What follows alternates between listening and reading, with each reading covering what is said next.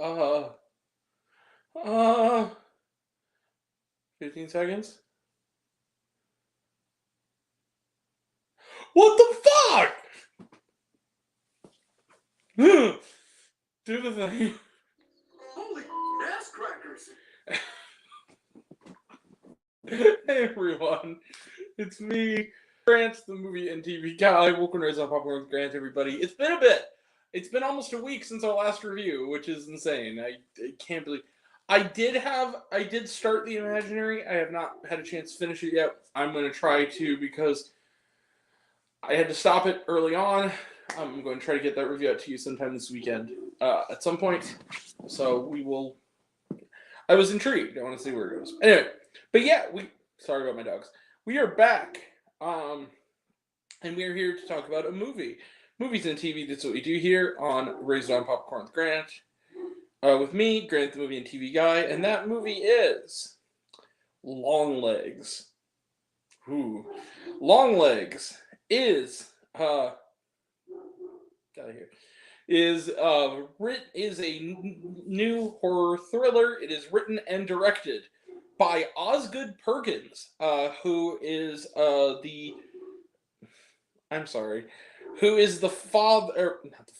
the son rather of Anthony Perkins, the great Anthony Perkins, who played Norman Bates in Psycho. He played young Norman Bates in Psycho 2, but he's also known as a filmmaker. His previous films, all of which I've enjoyed to some extent, include The Black Coat's Daughter, which is really underrated and good. I'm the Pretty Thing That Lives in the House, which was alright. And Gretel and Hansel, which I thought was actually kind of underrated. So now he's back with his best film. Yeah, this is his masterpiece. So yeah, Longlegs. What is the film about? Well, the film centers on Lee Harker. She is an FBI agent who seems to have a troubled past related to a very odd visitor who came close to her birthday and started some trouble. But she only seems to remember fragments of this event. She's played by Micah Monroe, the always terrific Micah Monroe. And she is on the hunt with her partner, Carter, played by Blair Underwood, for a serial killer, particularly a seemingly cult-like figure, almost Manson-esque figure, with a love of heavy metal, by the name known simply as Longlegs, played in one of his best performances by the great Nicolas Cage, and he is leaving coded messages for Harker and Carter, trying to throw them off, but begins to show a pattern of the various places he's going to go to commit his slayings. Can Harker save the day? And what is the strange past that Harker seems to be running from? Could it relate to her uber-religious zealot mother, Ruth, played by Alicia Witt? It's going to be... And is it something...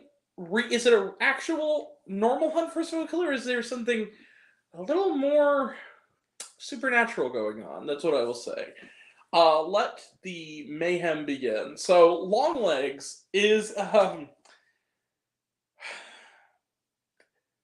Longlegs took my breath away. Yeah, I'm not even gonna build up to this. This is the best horror film, the second best horror film of 2024. In fact, this is objectively probably, if we're actually splitting hairs movie-wise, probably the best horror film of the year.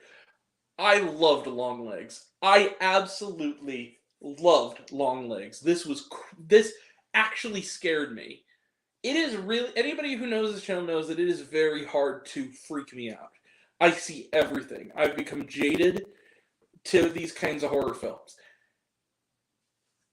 And I felt like I was watching something genuinely...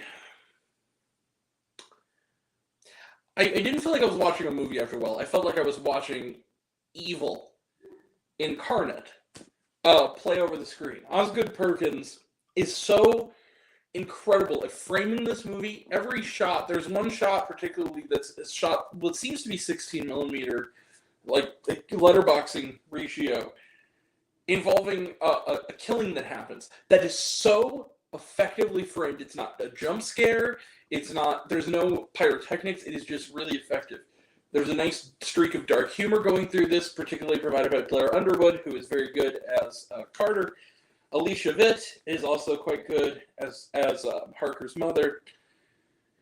Also, a good turn from Kiernan Shipka, who has a brief but very effective role as a mental patient who may be the key to finding Longlegs. That has a really chilling monologue around the midpoint of the film. Micah Monroe is excellent, as always, playing Harker as a very closed-off kind of character. There are definitely shades of Clarice Starling in her character, but this movie is called Longlegs, and even though he's not on screen a lot, Osgood Perkins makes sure you feel Nicolas Cage's presence in this film.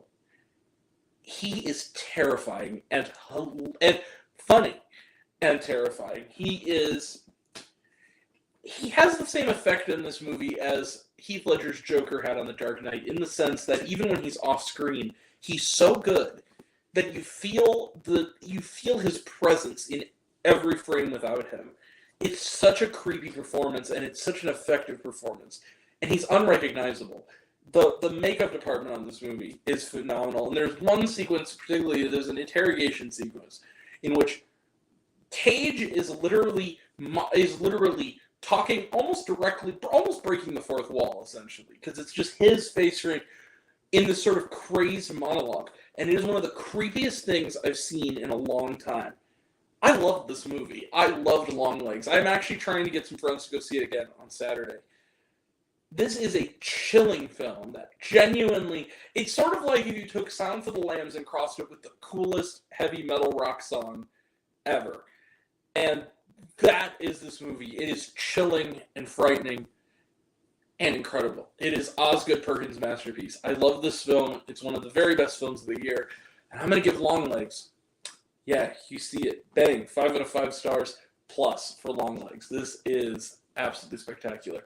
By the way, it was nice to note that considering that this is an original horror film made by Neon and is independently produced, I went into my, small town movie theater. It was one of the larger screens. It was almost packed with people. It was a packed house. And everybody was reacting. It was really fun to watch this movie with an audience and just see it unfold with them. And go in pretty cold. I mean, the trailers really don't tell you much. But yeah, this is fantastic. And Nicolas Cage, it's about time. He needs an Oscar nomination again for this. This is an amazing piece of work. And yeah, Longlegs, 5 out of 5 stars plus. Let's close the book on it. Trailer trash. Let's talk some trailer trash. Megalopolis. This is the latest Francis Ford Coppola movie, which has gotten kind of a mixed response at Cannes. It looks really intriguing to me. I look forward to seeing it. Afraid, or with AI in Afraid being emphasized, this is just Smart House with more sinister music. Remember that Disney movie Smart House? You know you're in trouble when a movie looks so bad, the audience erupts in laughter at the horror parts. Yeah, this looks bad. Alien Romulus, talked about it, looks good. And it's a Red Band trailer as well. Strange Darling, this looked really interesting. Yeah, it's hard to kind of make out what it's going to be about. It seems to be a sex worker has a tryst with a man who turns out to be a serial killer, and now she's on the run, and there's like maybe a conspiracy where these people who are in cahoots with him are hunting her down. Looks really intriguing. Trap, talked about it, looks good. Speak No Evil, talked about it, looks good. Smile 2, talked about it, looks good. Anora, this was a Red Band trailer. I believe it is not online yet. This is the latest from Sean Baker, who did The Florida Project and Red Rocket, which I have not seen. The only one of his films I've not seen is Red Rocket. I need to see Red Rocket. But I've seen Tangerine and I've seen The Florida Project, and they're both phenomenal. So yeah, that's his latest film. Looks really good. And then Cuckoo, talked about it, looks good. And Was there shawarma? No, there was not. But I will say this: the credits, the way the credits are done is kind of unique and neat. It's actually worth sticking around for, just seeing how it plays out. Longlegs, fantastic movie. Thumbs up. That's it. We will be back tomorrow for a retro review of The Lion King, which is back in theaters for its 30th anniversary. It's the first film I ever saw as a child. I'm very excited to talk about it finally here on this channel and revisit it again on the big screen. So we'll talk about it tomorrow night. Also this weekend on Sunday, look out for part 2 of the midterm report with me and my buddy Luke Ponto as we count down the worst films of 2024 so far. Next week we will have reviews on the horizon for an AMC Screen Unseen, which I do not know yet. Oasis Supersonic, which is a retro review of a film I have not seen yet, because it's coming back in IMAX for one night as part of the A24 IMAX series, so we'll check that out. I'm a big fan of the band Oasis, but I've never seen this film, so this will be a nice first watch. And then also, next Wednesday, we will have an slightly early review for Twisters. So that's coming up, and that'll all be next time. And until next time, I'm Grant the Movie and TV Guy. I see you all, and I'm happy to share it with you. I love you all. I appreciate you all. Love out lots of Smiths. I love you 3000. Be kind to one another. If you like this video. Oh, and the imaginary as well. If you like this video, give it a like if you want to. Give it a subscribe if you want to. Give it the bell. I don't know what it does. That's what you're supposed to do. So I've been told. Leave a comment. Even if it's a Grant, I like waffles. It really helps out. And if you want to find me elsewhere, reviews this and other fun stuff, you can find me on all my social media. I'm on literally everything at either Raised on Popcorn with Grant or Raised on Popcorn. Take care of yourself. Take care of your mental health. It's incredibly important. And I want to know down below, what did you think of Longlegs? Did you like the movie? Did you hate the movie? Think my opinion's good. Think I'm full of shit. Comment below. Let me know. Until we meet again, we were all raised on popcorn. Make mine with extra butter. I'll catch you guys next time. Take care. Bye.